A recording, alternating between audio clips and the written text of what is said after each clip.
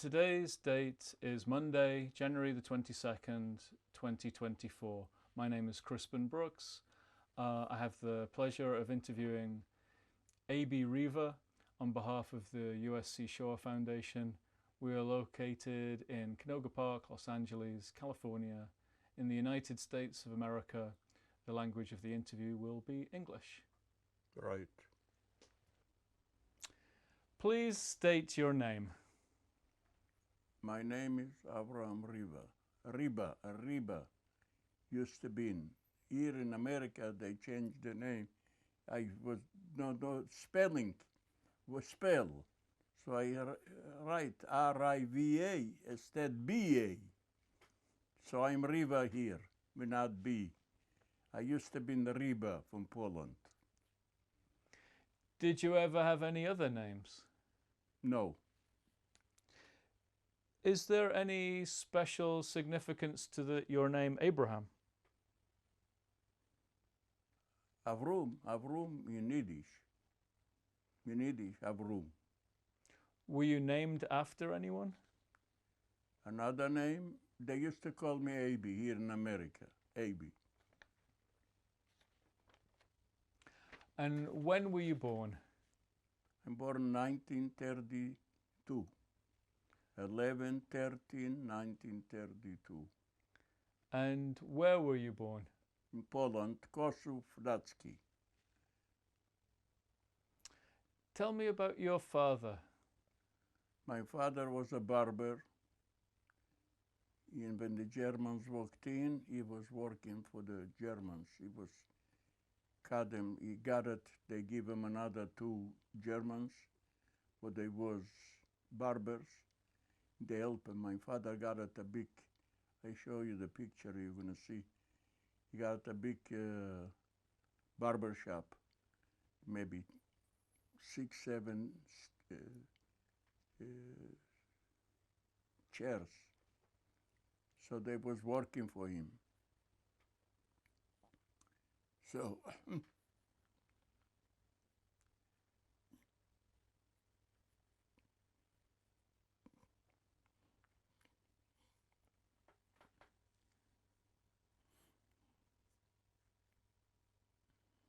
so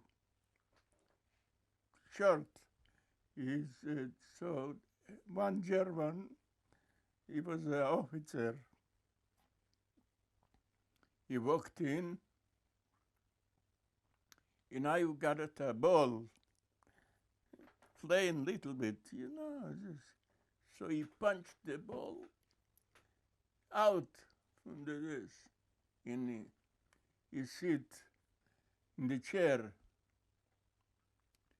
and told my father,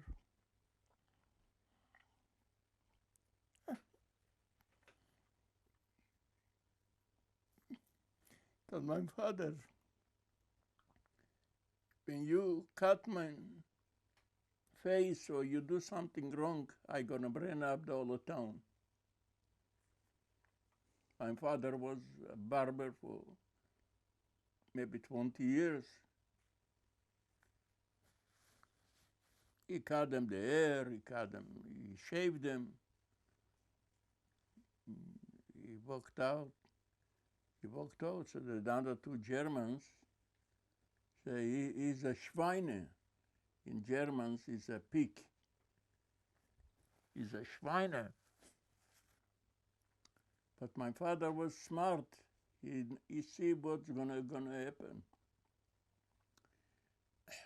So my brother was born exactly, was maybe 2 months old. And my father took a guy with a horse, and in the night he started to passing to the Russian border. Before we get there, can you tell us about your mother? My mother was a very nice lady. She got a problem with her leg. When I was born, she started limping in her leg. But she was a good hairdresser. She was always helping my father. She was always with my father. But my mother, when we was in Siberia, my mother started to have a cancer in the breast. So the Russian come to Siberia. We was in a posholok, they called us posholok, Brinavolok, in Siberia. And they took her to Arkhangelsk to make the operation. And they brought her back. They took her one breast. They pulled out one breast from my mother.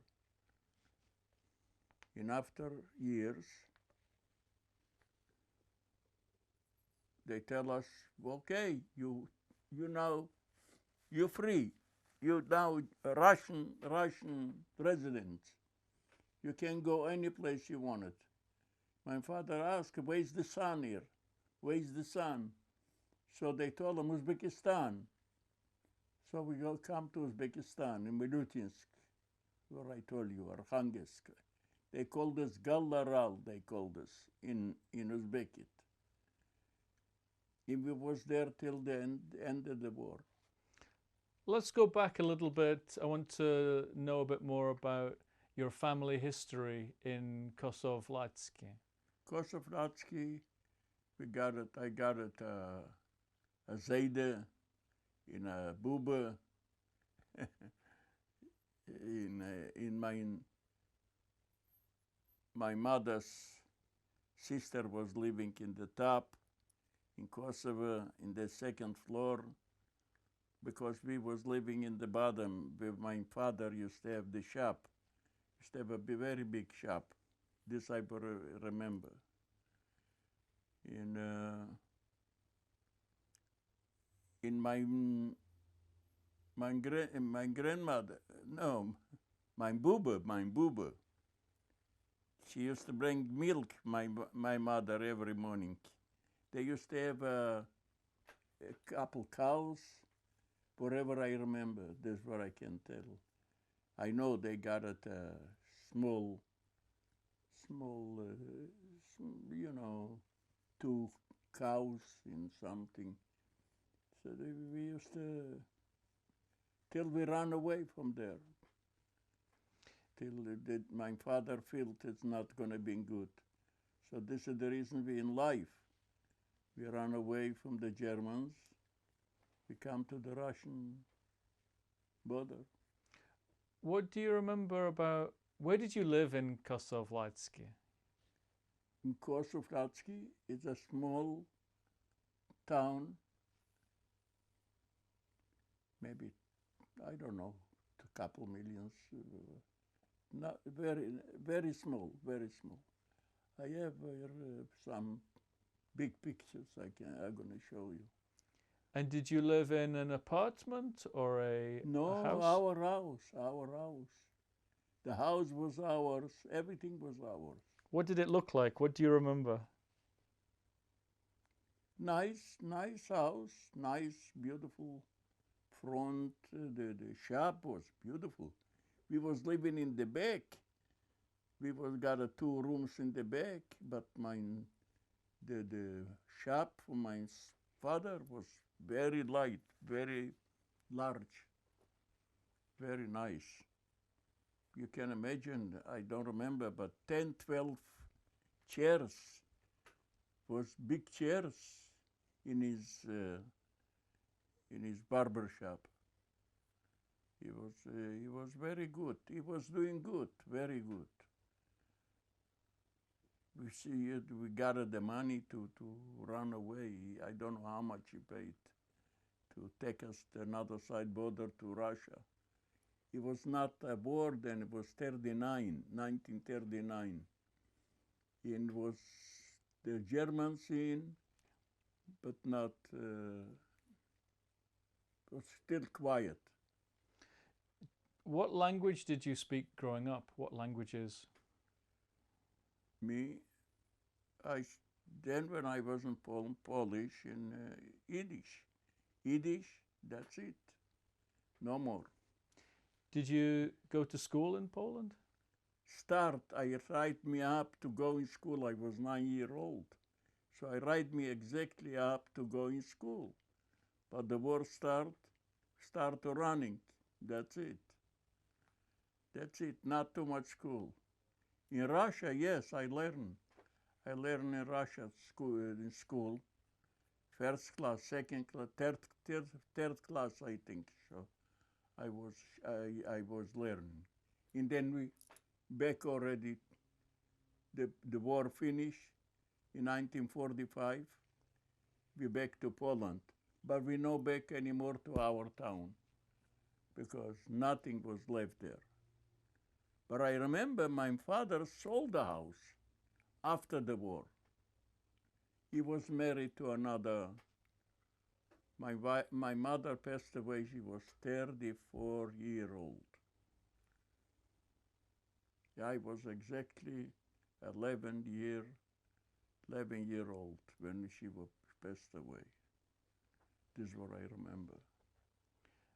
In Kosovlatsky, was there a synagogue, a temple? Yes, a big synagogue. Yes, a big synagogue. Do you remember it? Not too much. Not too much. I remember, but not too much. Was your family religious?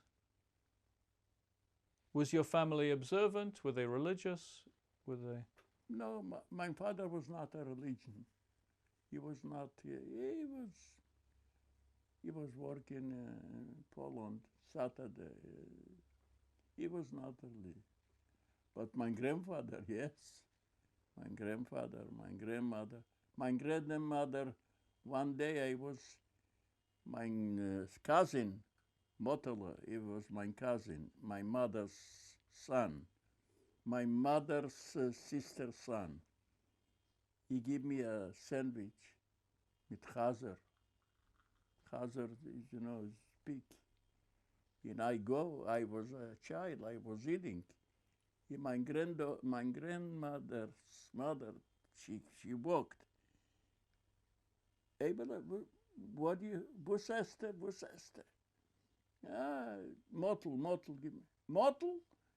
She listened only the name, Motel. She catched the sandwich for me and threw inside between two walls for the house. She threw the sandwich out.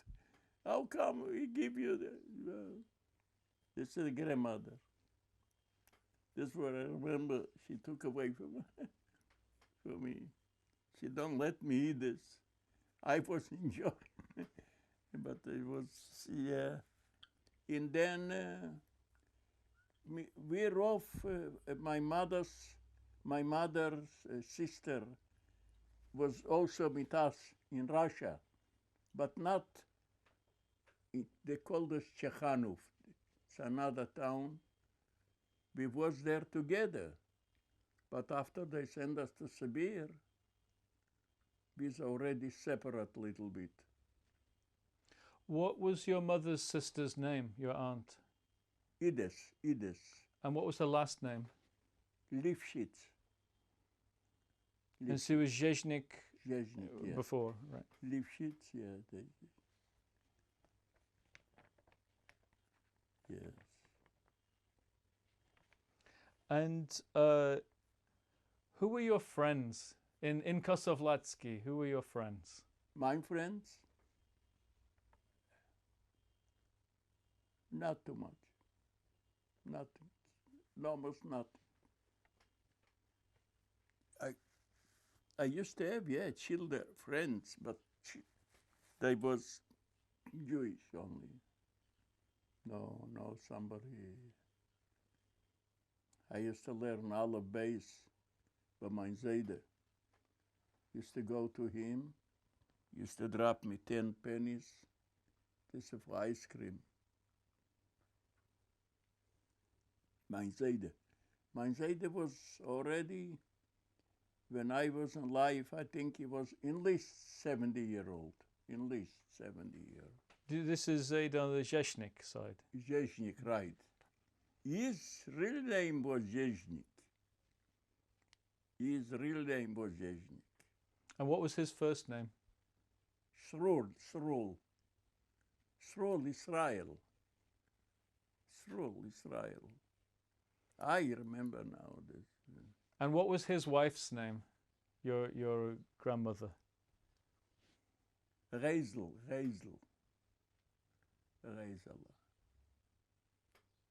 Yeah. She was a small. Yeah, nice one. I remember her good. She used to bring me the milk from the cow, straight from the cow. Yeah. This was in Poland. In Poland, not too much, but we over in in Siberia we over a bit years, many years, very bad, very cold. 50 below zero, 51 below zero, we don't go in school. Before we get to Russia,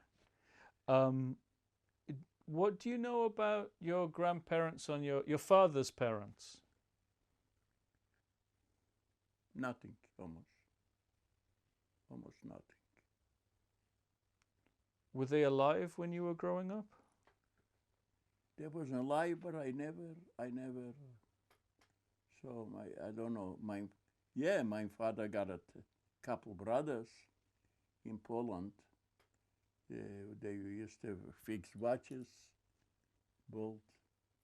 This I remember, but not too much. Do you remember their names? No. I don't remember. Were they also from Kosovlatsky or from somewhere else? No, they from Kosovlatsky. My brothers was from Kosovlatsky. They used to have a watch, selling watches. They used to fix watches.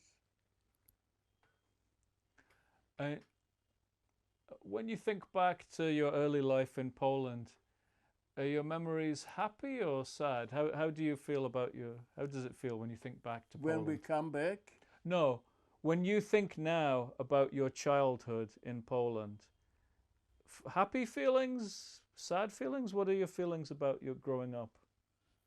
I just tell you the truth. I don't even just remember, because I know I got it even time to think about this. No. I lived like a child, wherever they. Always with the family. My father's sister got at a store close to him, so they all the time used to fight. No, never in peace. Do you remember the Shabbos? Like at home and the family? Shabbos? Yeah. Not too much, because my father was not religious. But my grandfather, yes, my grandfather, we used to chales, in Friday. But not too much. I now got a time even to do this. How about birthdays? Do you remember any birthdays? Nothing. No, but. Was anyone in the family interested in going to Palestine that you know of? My father used to say he have somebody in America. He used to have his sister was in America. She in 1921, 22, she come to America. He got a lot of cousins in America, yes. This is the reason when I show up in America, for more easy for me to gather the green card and everything. What was that sister's name?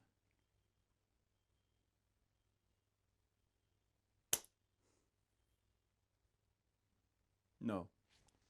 I used to remember. No, I don't remember. Maybe one day it's going to come my mind, but no.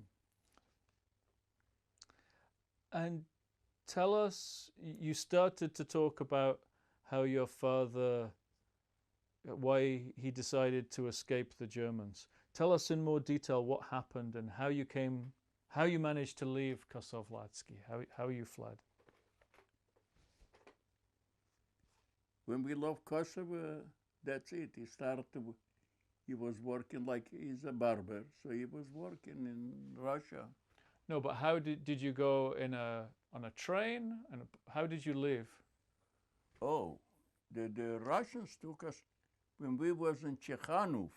They called the name Chekhanov, the place.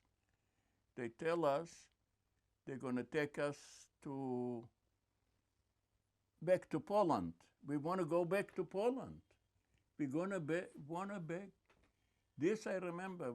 We want to go back to Poland in 1939. They told to prepare food and everything. Well, food, 10 minutes to drive to our town. We have to prepare food, buy food. But we all the family, my sisters, my mother's sisters. So we prepare food, everything. And the Russians say, we're going to take you back to Poland, to your place. And they put us in a train where they moving cows. And for 3 months, we was in the train till we come to Siberia, Arkhangelsk Oblast. And from Arkhangelsk, they took us with a boat to the woods. And there we lived. So Chekhanov was under the Russians already in 1939? Yes. So how did you get from under the Germans in Kosovlatsky to under the Russians? Before we was with the Germans, they show up in our town for nowhere. They show up and they was in our town. But full. Did you walk to Chekhanov? How did you get to Chekhanov? No, they took us. He took the guy, the Christian guy with a horse. He paid them. Yes, he brought us to the water. From the water, we in a small boat. We passed like this to Chekhanov. You follow me? And this I remember because they were shooting. Boom, bam, boom. I know understood, but my father was a little bit scared. But we passed, it's okay. And we come to the Russian. The Russian was thinking me spies, we spies, the Russians. And this is the reason they send us to Siberia. And were you with your whole family? Yes. Lifshitzes, all the Lifshitzes. All the Lifshitzes with the father, the mother, the brothers, everybody. Only one, Moshe, he liked my mother. He used to love my mother. So he was with us. So one day he was talking something in the Russian, but we was already in Russia. And he was talking something. We was in a Vitebsk place, and he talked something not right. And in the night they come, they say, Moshe is living here? Say yes. Who is looking for? Oh, we have to talk to him. They took him out, and they put him in jail. He was 4 years before the war finished. They released him. Moshe. Yeah, they released him. My father find him we was going back from Siberia already. From Siberia already. We ask, where's the son? Where's the son? So we're going back. So in one from the stations in Russia, My father find them in a line. He want to buy food. Yeah. Moshe. So on the train from Chekhanov to Arkhangelskaya Oblast, there was you, your mother, your brother. My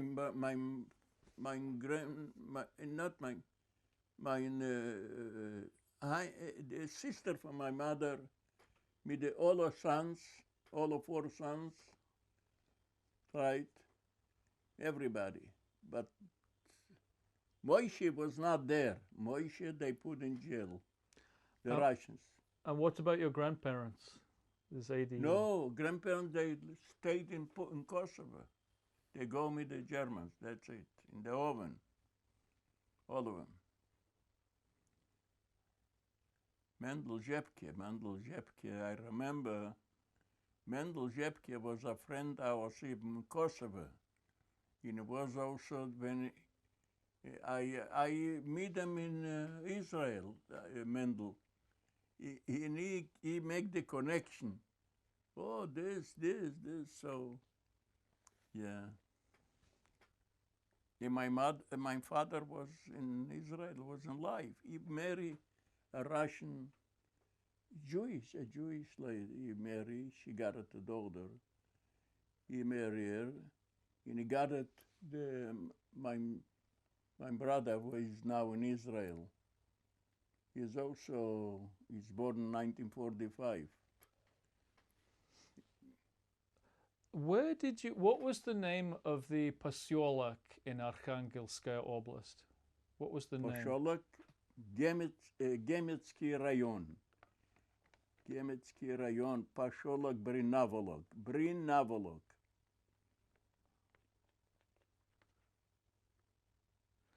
And what do you remember about that place?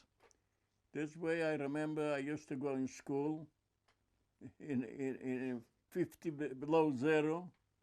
And sometime I used to go, sometime I not go, too cold to this, wherever we can. We used to eat in Stalova, Stalova. That's it. This was our life. Not too much. And how long were you there? Almost 3 years. In Brinavolok? In Brinavolok. And what did the adults do? Hmm? The adults, your father, mother, my father aunt, was and working uncle? like a barber. Mm-hmm. My mother couldn't work. She was sick. She was in home all the time with me, wherever. Because we got it, my brother was almost 2.5 years old. So she asked, we'll be back to Uzbekistan from Siberia. We wanted the sun, to see the sun. So the Russians send us back to Uzbekistan. We come to Brinavolok there, not Brinavolok, Milutinsk.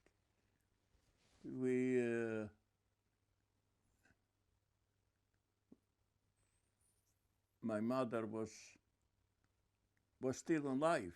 My mother was still alive for a year and a half after we've come back from Siberia. But she was in bed, and one day she passed away. She was very young. She was 32 or 33-year-old. She passed away. After this, my father married a Russian. He met the Russian lady. How did you get from Brinavolok to Milutinsk? To Milutinsk? With a train. With a train. We want to, hot. We want to, so they send us close to Samarkand. And did you find were there other Jewish people? Yes, a lot of Jewish people. Yes, a lot of Jewish people were together there. We make my cousin Mary, a Russian lady. I was in his wedding. I remember a guy there drink so much he passed away. On the wedding he passed away. He was drinking so much. Balotin. His name, I remember his name, because I go all the time to him. Balotin. Yeah, and like this, and later on, when we come back to Poland, we no find we come back anymore to our town. We was in lodge in a big city from Poland. There was kibbutz, Beitar, Shomer Tzayir. Everybody make themselves a kibbutz, like a organization. So I was by Beitar.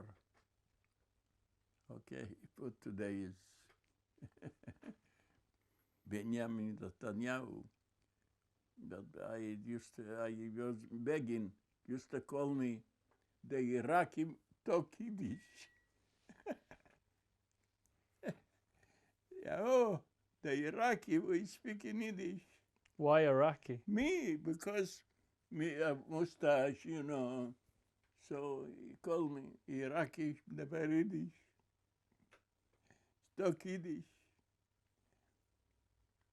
Because I was speaking Yiddish. I know Yiddish from my grandmother. Can we go back? I want to listen a little bit more to what you remember about Miliutinsk, about Gala Arol. Gala Arol, I was going to school. There I was going to school, wherever I can. In the rest, I helped my father sometime here, there. Yeah, I used to sell. I used to go to the train and sell tobacco, you know, glasses, till a soldier punched me with his rifle. He threw me out, the tobacco, everything there on the floor. So my father don't let me go anymore there. I used to bring money home. But yeah. Did you have any contact with locals? Yeah, I used to have friends, Russian friends, and of course, used to in the evening sit, make a fire, Russians sing song Russians, playing guitar and this, you know. Yeah, it was. Wasn't I no feel it, you know. I was young. I come to back to Poland. When I come back to Poland, I was barely 15 years old when I come back to Poland. But I walked in a group from Beitar kibbutz, like a kibbutz, and we was eating there and sleeping there, and it was nice. Until we say, we go to Israel. Who is Israel? Who is Israel? Who is Israel at all? We don't know who is Israel. Palestine. So, okay, we go to Palestine. We go to our country. We show up. I show up that the English people don't let us in.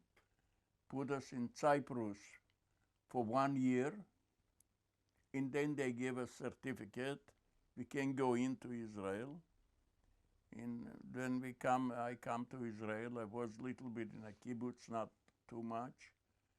I walked out because I went to all the time working in this. I was working. I used to have my pocket money. I used to work in but cement, but this I was very strong.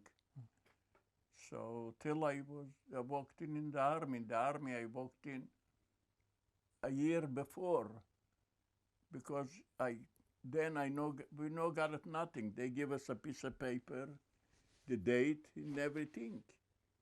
In 1932, and I come and I want to go to the army. I'm only 17-year-old. I cannot go to the army. He say, I cannot take you. I say, what do you mean you cannot take? Because you're not in the age. I say, but yeah, I want to be in the army. What do you mean? How old do you want to be in? I say, enlist when you're 31. So I walked out. I took a pen. He make 31 and come in back. Tell me it is 31. Now, can you take me? He took me to the army. I have a few more questions on how you got there. Back in Gala-Aral, in Milutinsk, did you have enough to eat there? Yes. How were conditions? No problems. No problems with eating. We got it. We got it. Food, everything. My father used to make money in the barber shop. And I used to sell sometimes little bit the machorke, they called us. Used to sell in a glass. They let me work till there's a guy, the son of a bitch, catch me and put me the rifle. He dumped me like this. I ran away, so he ran after me. I remember this. Don't worry, I remember this. Okay. Do you remember, was there a funeral for your mother? Oh, this I remember. My mother, yes. Nothing but to remember. One thing. She passed away. We took her there to the cemetery. It was Uzbek, all Russians. Put her in the cemetery. That's it. She was 32 or 34-year-old. I don't remember exactly. And she asked for the sister. She said, I'm passing away. In Ershela, he's only 2.5-year-old. You take him. You raise him. So he, all his life, he was Metir. He was Lifshitz. He was Lifshitz. It's not Riva. Not Riba anymore. Our family was Riba. Here I changed. They told me spell. Which I spell R-I-V-A. Riva. So they write Riva since then, since I'm in America. So I'm Riva.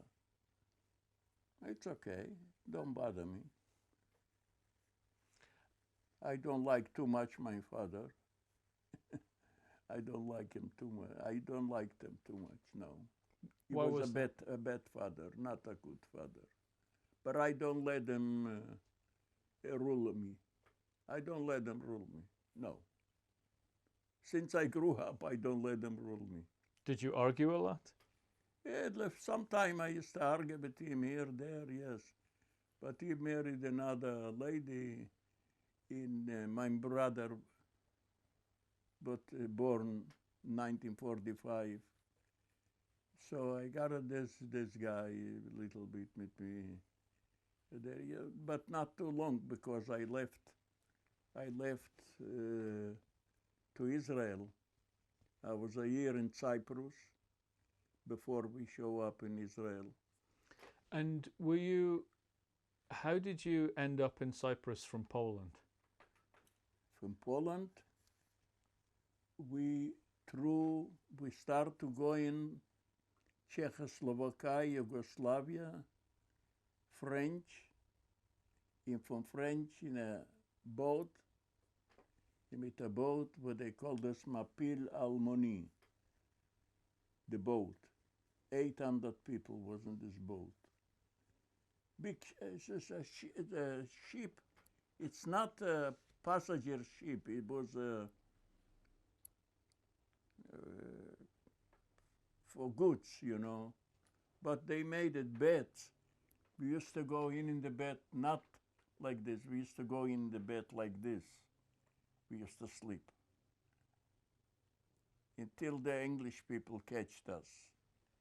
This already was before they took us to Cyprus, because we lived in Cyprus 1 year.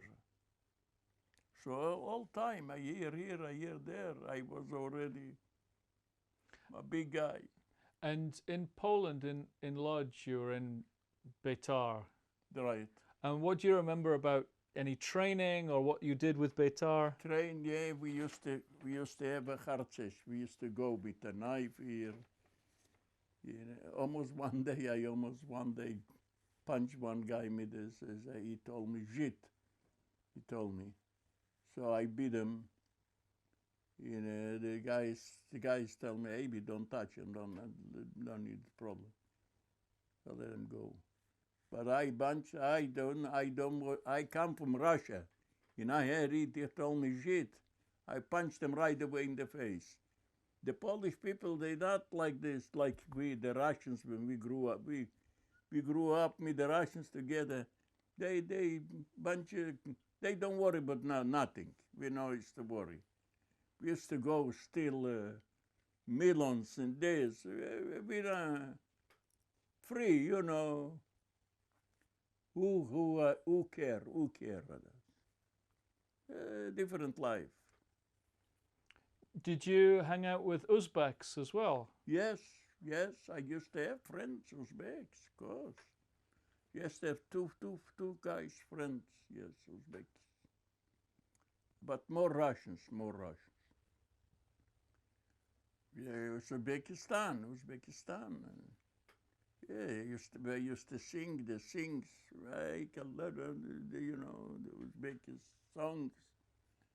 Yes, we used to complicate me together. We used to cook here, yes. We used to go sex too with small girls. Yeah, but it's fry. You do whatever you want, you know. When you don't want it, somebody they come, they take you. Was there a lot of drinking and partying? Not especially drinking. No drinking. But a party, yes, making fire and cooking potatoes, this. But was not drugs, was no drugs. No drugs. Yeah, this is my luck. No drugs in Russia. No. The girls go crazy, yeah. They don't give a damn for nothing. This was till I grew up in Israel. I meet my wife. I was in the army.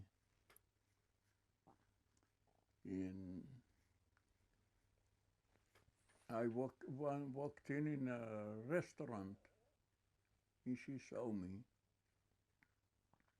And I don't know, but she told her friends, oh, you see this guy? He's my husband. She said, you crazy? How you know? He's going to be my husband.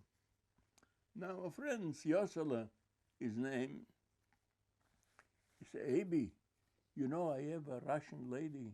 She have a patephone. And they play every Friday. They play in the patephone, dancing there. I was almost a month before to go out from the army, or almost finished the 2 years army. Yeah. Come, I meet you somebody.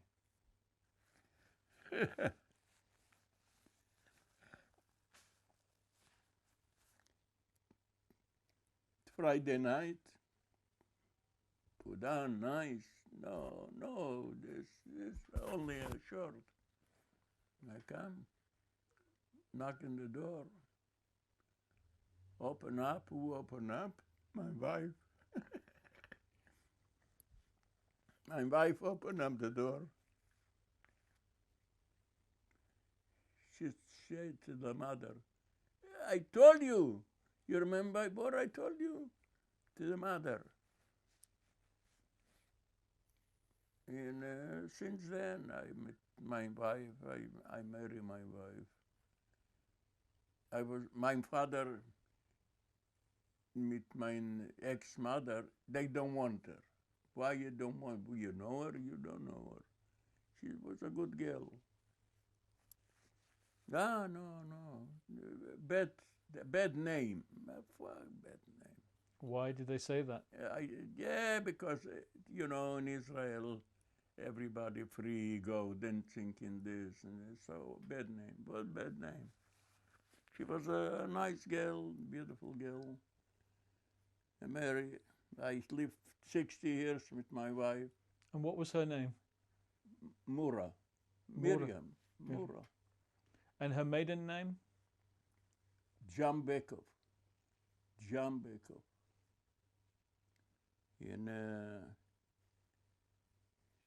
for 60 years, she was a good wife, a trust wife, good one. 60 years. And really, I was lucky with her. I got it. My son, my two daughters, Sylvia, she's today 71 years old. And Tiona is today 65. She's already retired. She don't need to retire. They have enough money. I left them Victor in Lindley, a place, a gas station, and everything. I was thinking she's a good soldier, but different. This is much better, the older one. The older one is good. Okay, but never. She come. She's here with me. She cooked me. She helped me. She's now sick. I talked to her yesterday. I talk to her almost every day. I talk to her.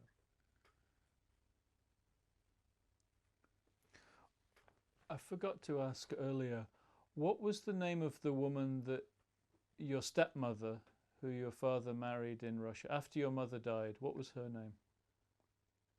Betya, her name Betya. Milstein. Milstein was the family name. Milstein. Her husband was a general in the Russian army. And they catched him exactly a week ago, before the Germans left the place. They catched him, and they shoot him. And she was already married to my father. Yes, she was married already to my father. Batya they called her. Betya, in Russian Betya. I used to call her Tетя Betya. Yeah, well, but I don't let them pick up a hand to me. No way. I don't let them. One day he took a belt. He wanna beat me.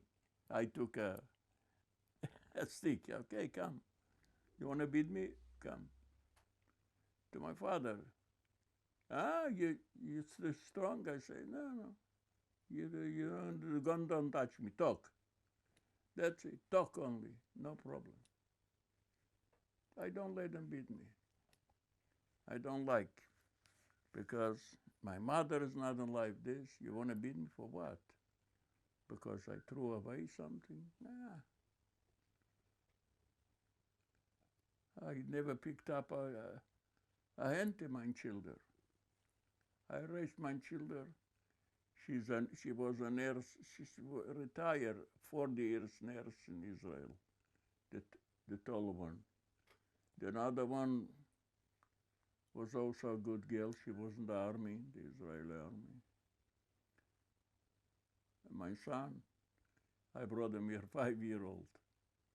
Today is 53 already. Yeah, I'm over 50 years in America. I still don't know to talk good English, but it's okay. And what made you decide to emigrate to America?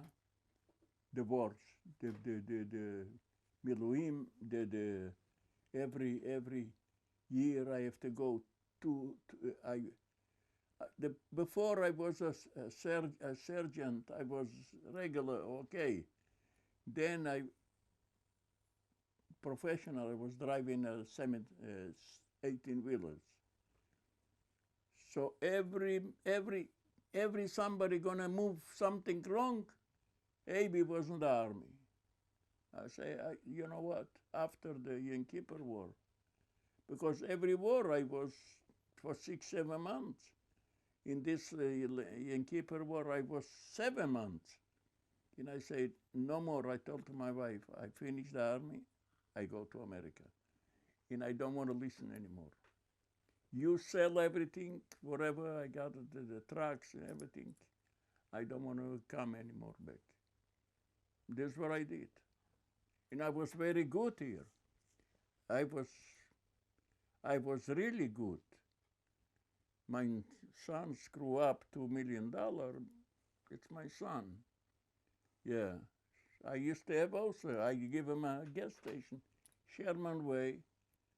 Sherman Way in Mesas. He used to have a big gas station in making good money. All of a sudden decide to go to buy property in Texas. 30 houses. They sold them 30 houses. He want to buy the houses. He want to be rich first. So rich first, trach. I told him, don't touch, sit here. Now we paying rent, $3,000. You know who give him money to go in another garage? Come to the father. It's okay. Okay. How has your life been in the United States for you? For me, it was very good. I was happy, always. I was happy, I was making good money. I want to tell you one thing. In Beverly and Alvarado, I'm going to show you the pictures I have. I used to have, I built an automotive center. The property was not mine, but I built it. Beautiful place. Beverly Car Center, Beverly and Alvarado. And I got it money till here money, making good money. The city, Los Angeles, was my customers. The police was my customers. They used to come in, AB, everything. Every year, they used to sell me 6-7 cars, prepare $1,000.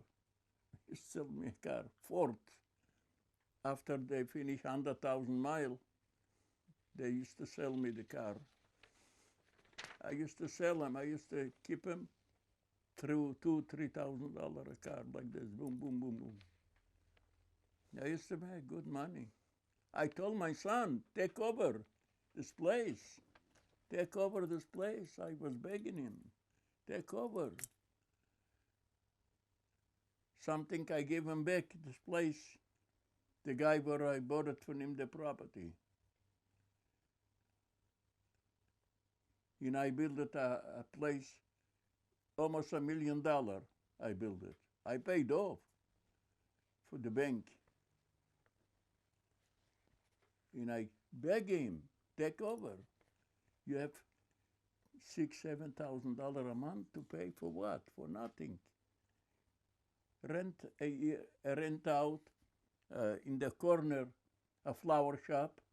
Used to pay him $1,000 a month. In another pay for another couple $1,000. You almost have the money to pay for the rent. Where are you going? Go there.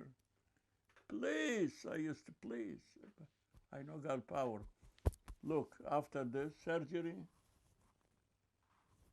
4 bypass, Yeah, and they left me here, bunch of hilarious left.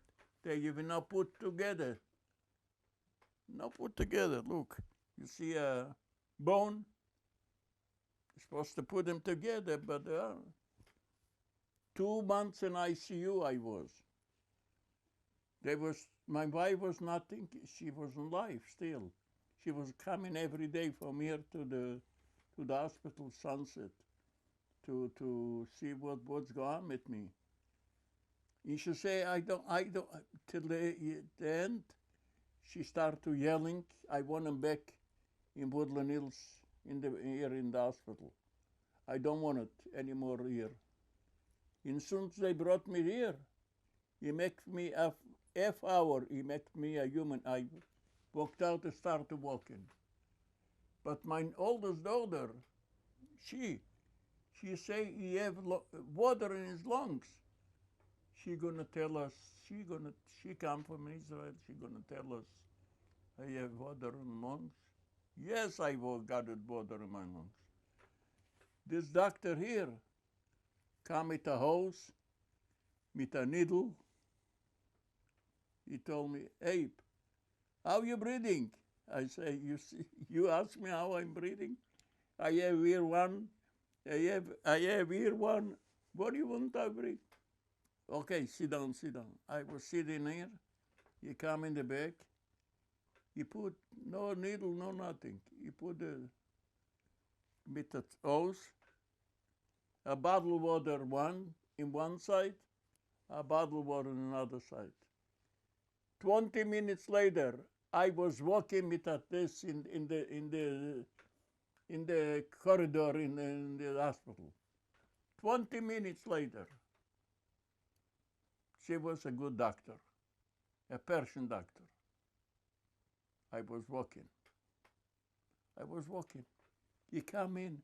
Oh, why you not in the bed? I say, well, I feel okay, doctor. You okay? You sure? I say, yeah, I'm okay. I breathe. I couldn't breathe. They keep me in ICU 2 months like this. Like I'm talking to you, like this. Close the legs, close my hand. And this girl from the top, she told them, the doctors, my father have water in his lungs. Why you keep him like this? They don't want to listen because she's a nurse. Not a nurse in America. 40 years she worked in the hospital, she don't know what to do. This is my baby, my first baby. She saved my life.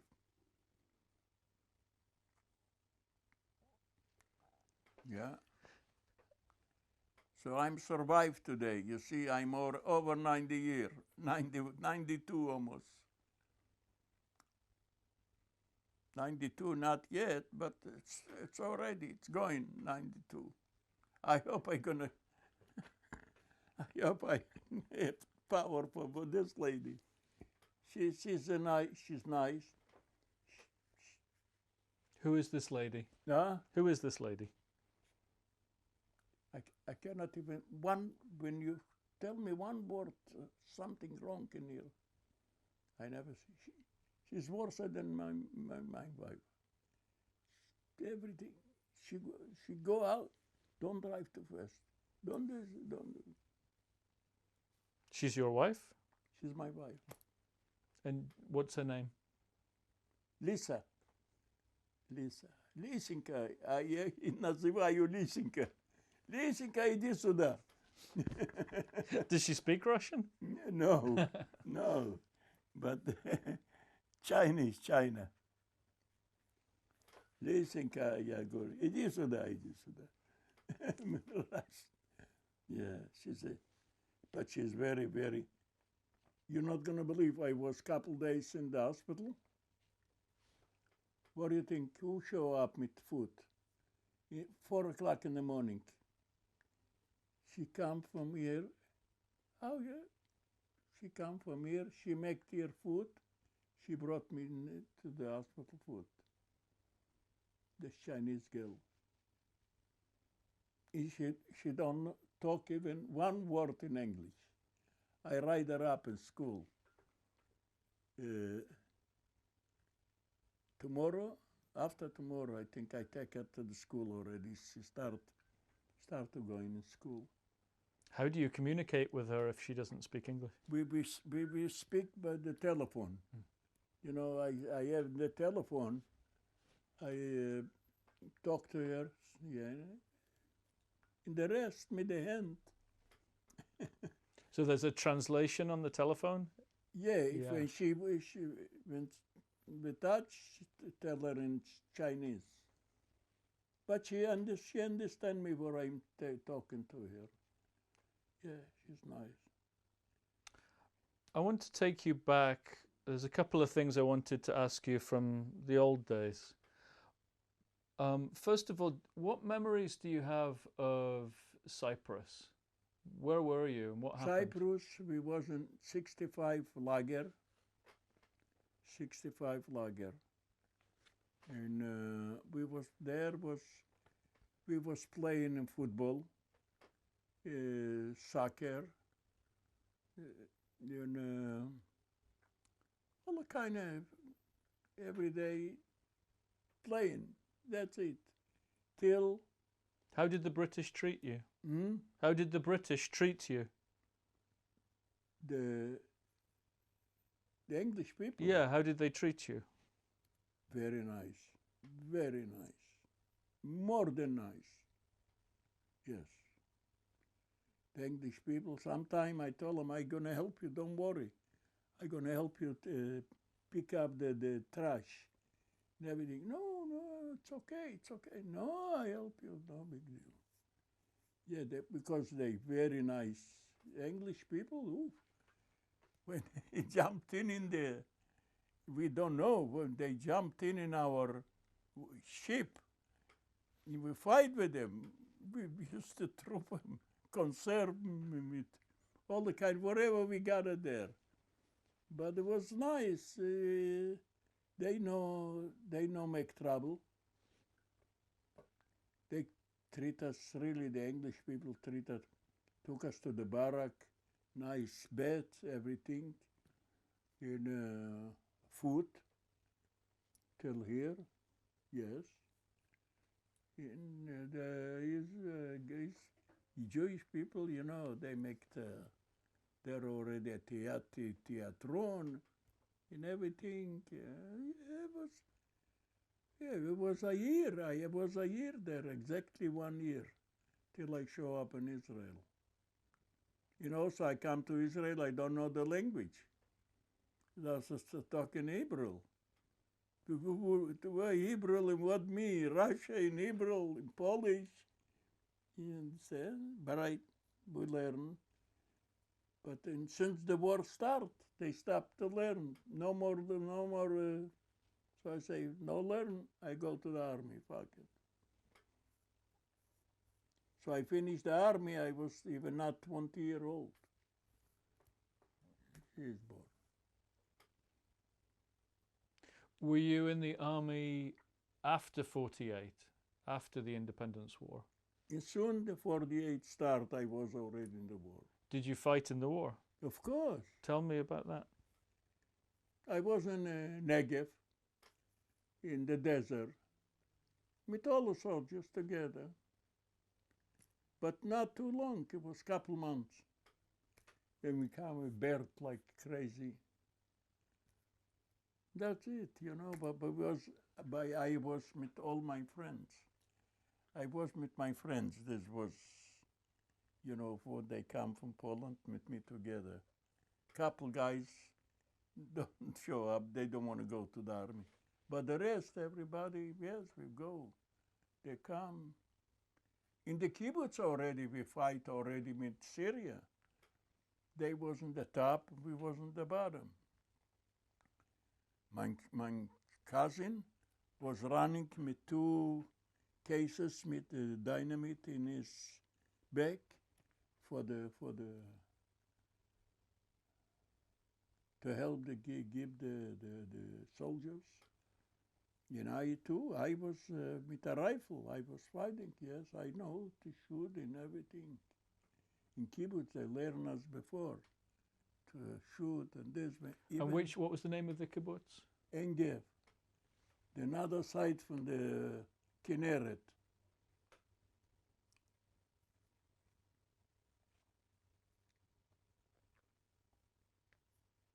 I remember Engev only Dov. Dov was the teacher hour. That's what I remember. Only this guy. But I was not this. I was happy. I'm a kibbutz, you know. They don't give me money, but you got it food. You got it this. We have friends. Till I walked out and I walked to the army. I want to be in the army. And then I walked out outside. Yafo was free.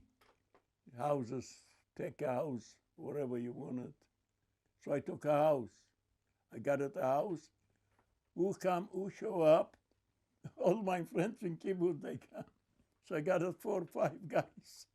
So brought beds from another house.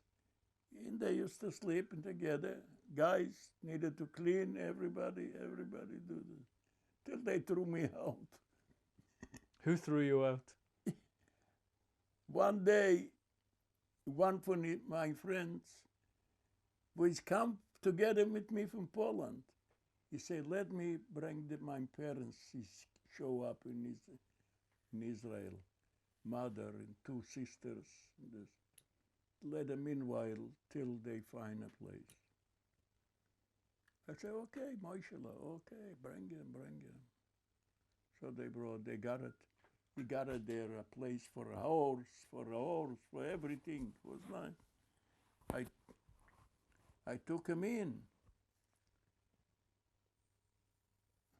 To the end, one from my friends say, I don't want to live anymore. I go look for another place. And another guy say also, you find another place, somebody, Romanian people, so he go live there. To the end, I also walked out. I tell him, screw you, have a nice day. I give him back what I can, fight with him.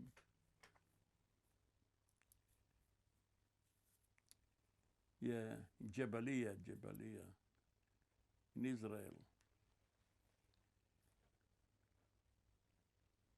Yeah. This was almost my whole life. America, I did very good in America. When my son listened to me, he's today a big shot, but today he's a cocker, and he's a big shot. You see, my daughter, she don't sell the place. She have a place. They're making good money. Never mind, it's okay. Going back, how did you find out what had happened to your grandparents and other family members who'd stayed in Kosovlatsky? When did you learn what happened? After the war. When? In Poland? In 1945, yes. We know nobody's left. And how did you find out? After we show up in Poland, in Lodz, it's big town, Lodz, big city. And my father come and tell me, nobody's left. Nobody left in our family. Did any of you go back to Kosovlatsky? Yeah, my father, he sold the house. He sold the house. He was already living with the Russian woman. He was married, got the child. And they was for 3-4 years in Paris. They were sitting in Paris, so they spent the money. And I left them, you know, when from Poland I started going to Israel.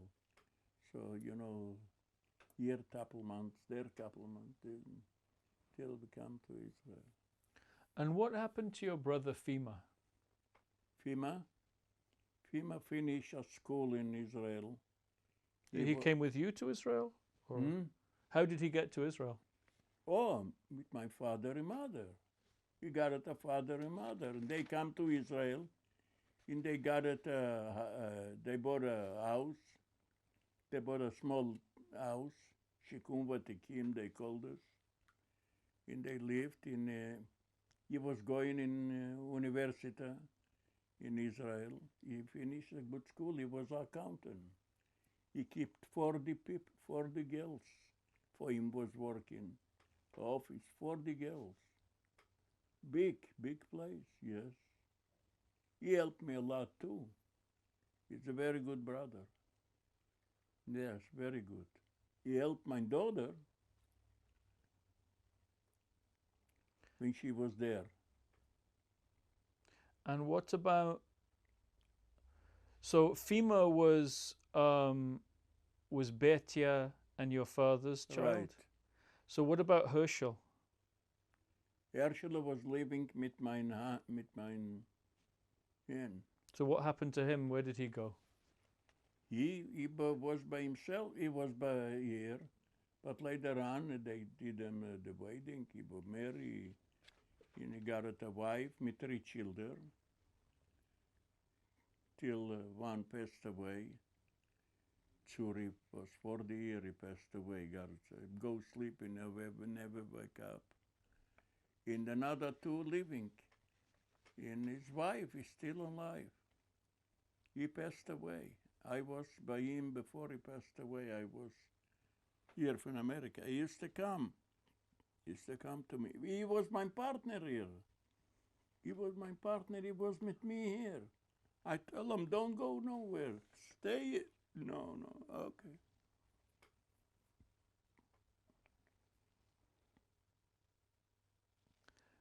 After the war,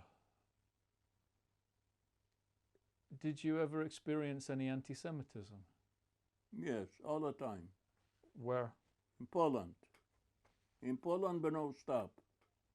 Poland, no stop. Bunch of garbage. Terrible. Only in Poland. Not another place. That's it. And I was with a year with the English there in the camp, playing football, playing soccer, made it for us beautiful place to play, where to play, everything.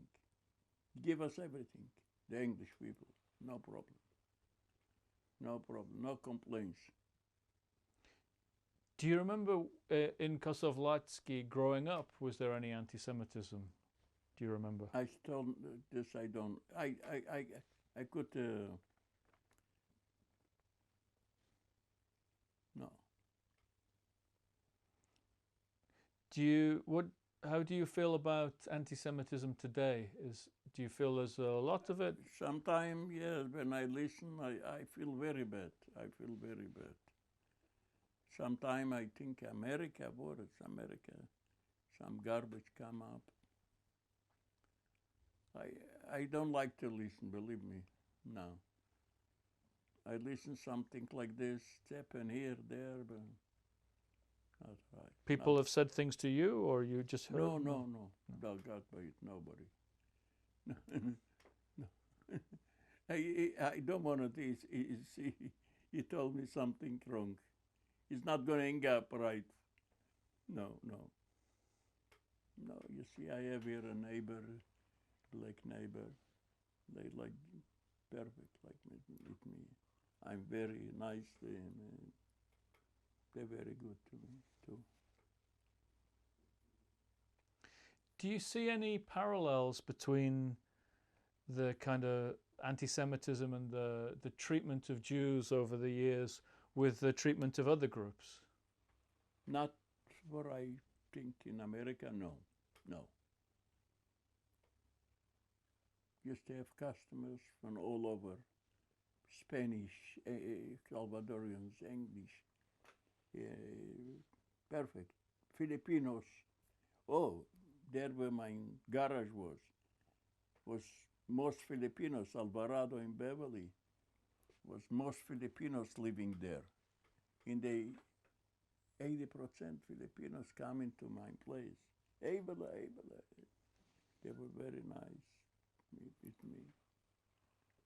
I could complain. I was making good money. How long you honest, you make money. This what I ask all of my children. Honest. Be honest. To my son too.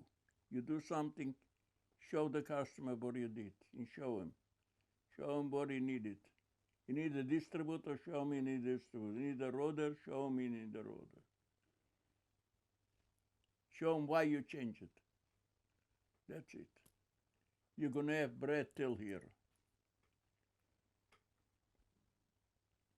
And I make good money. I'm telling you that. Police, city was here in Los Angeles was my customers. They would trust me. They used to bring a car, leave the car with the key, everything, run away. I used to fix them, make them everything. They know 1 penny, Do you, before we look at the photos, do you have any final thoughts or words you would like to say? I want to say I'm happy in America. That's what I want to say. I'm happy I'm in America. But I don't like to listen to their anti-Semitism, their anti-Semitism. I don't like this. But I'm happy and I'm in America. American people, they're good people. 99% good people. Here, there, some garbage show up. It's no big deal. I hope it's not, they know they grew up. That's it. I know of nothing. I'm very, very happy here in America. I'm very happy in America. I did a beautiful life in America. With my wife, since how much? 40 years? I make a good life with my wife. I was going around on cruises and this and everything. But I can't complain for America. No way. America's America. America. Yeah. They used to say the Yiddish, America. Oh, America. Yeah, then when I show up in America and I saw what is America, I say, oh, cannot be. And I brought my cousins, they're in Florida. My older cousins is in Florida. They brought, I was the first in Florida for 7, 8 years almost in Florida. So I brought them everybody to Florida. So everybody is in Florida now. Yes. My daughter, she go to Florida. She have the cousins there, everybody. Yeah. I was happy in Florida, but I supposed to leave. I screw up in Florida. Not I screw up, I don't know. I meet some girl there. And she was a maffionaire's wife. Yeah. When that I'm still in Florida, the guys, they show up, they say, hey, go away. So I sold the place there. I walked away. I was going first to Israel. I wanted to stay in Israel. I was thinking to do something. And I saw I was not going to go out, so I come to California. I used to have a Unical 76 in Florida. And I come to California. I meet the supervisor from the valley. And I told him I used to have a gas station. Call up call up Jerry in Florida. He's the supervisor. Ask him about me, he's going to tell you.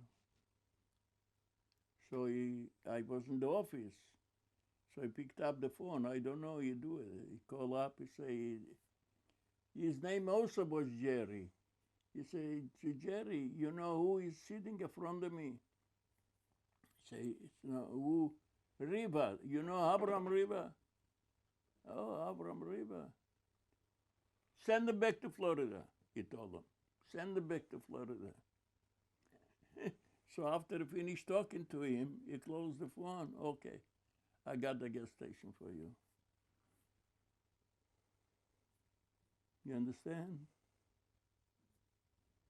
By the way, I was 2 months here. Yeah, 2 months. He gave me right away a gas station. Sepulveda in Sherman Way. Was a big place, beautiful, busy place. I was doing good. And then I bought in Ventura Boulevard. I took over also. And I gave to my brother in the Sherman Way. I gave to my brother, his crew. Okay. Do you have any message for future generations of people who might watch this interview?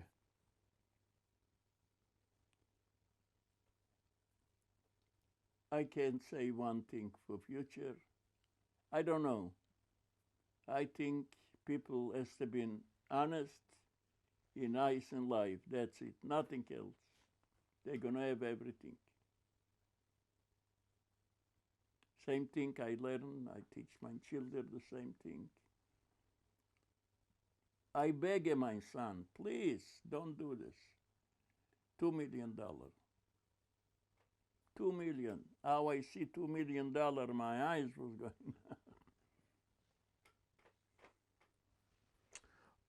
One last thing I forgot to ask you earlier. How's it been for you since obviously the October 7th attack happened on Israel? What are your thoughts and feelings about that? When now?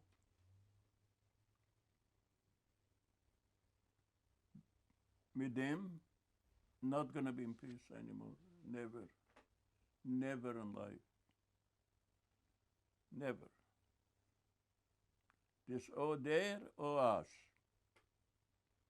It's not gonna be. I don't think so. No way. They want to give them this, they want to give.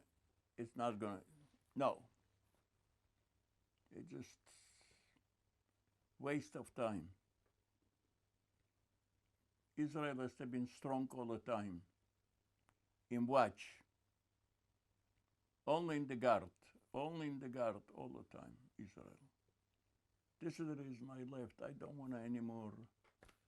I want my son don't go to the army. He was 5 years old when I brought him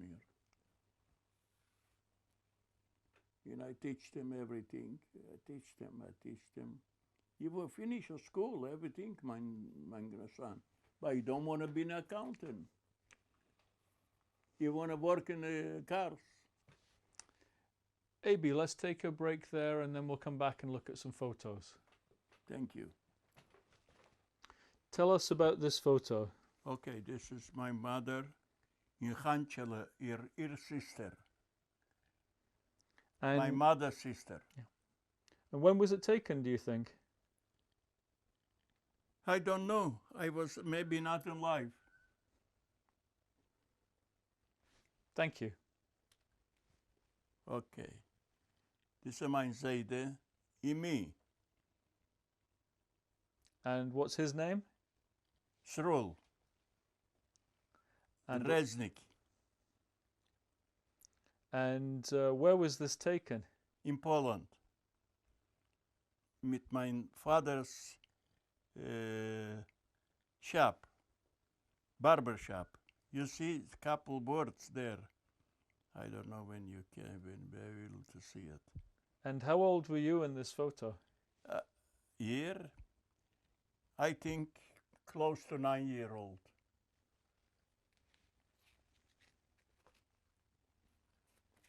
Thank you. What's in this photograph that we're looking at? This is a farm in Kosovo Kosovnatsky. Kosovnatsky. Close to Warsaw, 100 kilometers from Warsaw. And did you visit that Yes, after the war? I visit after the war. Tell me what that was like to go back. I don't know, I tell you this, I don't know how to explain this, but I was already a tourist, you know, from America. I took it, you know. Did it? I took it, I go through, so I took pictures. When you were there, did you have any feelings or memories?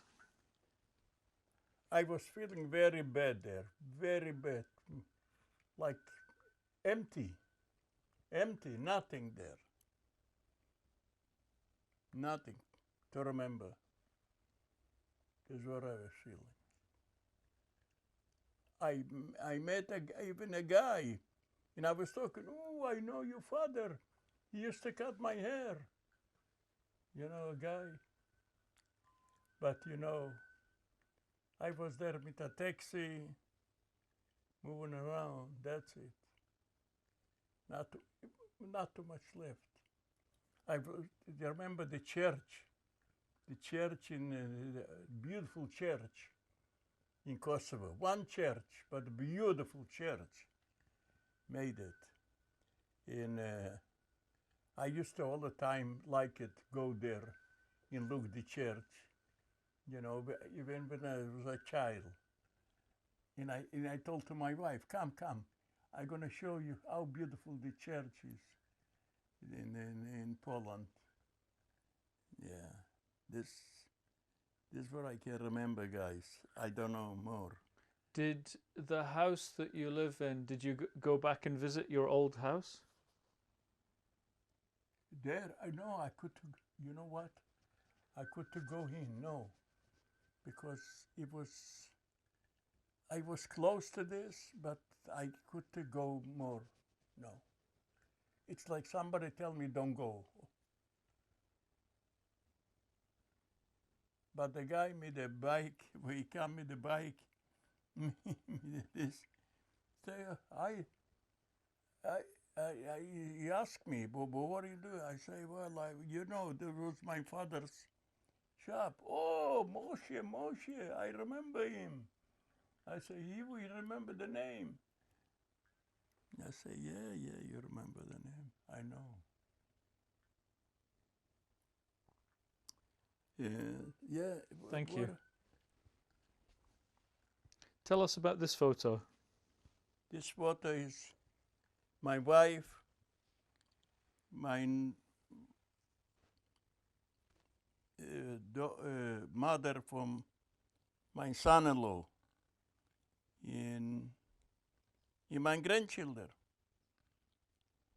And can you name any of them? Hmm? Do you know the names of the grandchildren? Yes, Oren was here. Oren, only one guy was in Siona, but two. The another two, they have a different picture. They're here. Here is mine. Okay, we can show grandson. You see the first one. Okay, thank you. Tell us about these photos. This is a wedding for my son. The wedding for my son. So my wife and me and him. And what's your son's name? Ace. Asaf. Riva, Asaf. Thank you. Hold on. Tell us about this. Okay. The small one is Tiona. And the second one is Sylvia. And my son, Ace. And my wife. And me. And when was this done? When was this picture taken? Here in America, when I was maybe 40, 42-year-old. Yeah. 42, 43, no more. Thank you. Tell us about what's shown here? This was my automotive center. I sold it for nothing. Give away. This was my place. I was making good money here. And whereabouts was it? Whereabouts was it located? Where in Los Angeles? Alvarado in Beverly. Alvarado in Beverly. The corner. A flower shop, everything was there rented. You can imagine what kind of place I used to have. Look. And I handle everything by myself. How many years? Oh, many years, till I got the heart surgery. And my wife say, no more, you cannot go more anymore. I was happy, very happy there. But I beg for my son, take over. Yeah. For free. I don't want nothing, take over. Only go in, people gonna like you. Because I teach them anything you do, you better show the. He was honest like a. He's still honest. You do good. You do good. People like him. People like him. Hey, say. Why? A lot of people used to screw the people here. Go in the garage, you sell them for belts for nothing, this for nothing. I used to get nervous. I used to, sometimes, you used to hurt me. Because no needed to cheat. When you're professional, you don't need to cheat nobody. AB, thank you so much for giving us your interview today. It was a pleasure talking to you and listening to you. You're welcome. Thank you very much. I wish I had more power to talk to you. No, you did wonderfully. Thank you.